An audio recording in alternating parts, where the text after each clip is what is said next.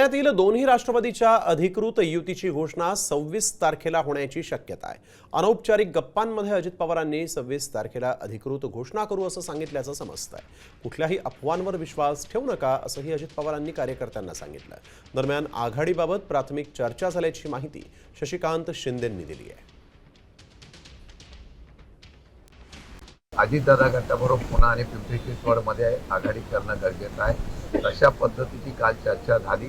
आज प्राथमिक चर्चा आमची तिथे झालेली आहे पदाधिकाऱ्यांची, आणि ती चर्चा होत असताना सन्मानजनक अशा प्रकारचा तोडगा म्हणजे आमच्या लोकांना कुठेही अन्याय होणार नाही अशा प्रकारचे उमेदवारी तर एकमत करून आघाडी करण्याच्या संदर्भातला निर्णय हा होऊ शकतो। फॉर्मल प्रस्ताव हा माझ्याकडे कुठल्याच पक्षाचा आलेला नाही।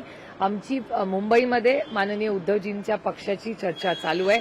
आजही आत्ता राखीताई, मी आणि शशिकांत शिंदेजी त्याच्यासाठी बसणार आहोत।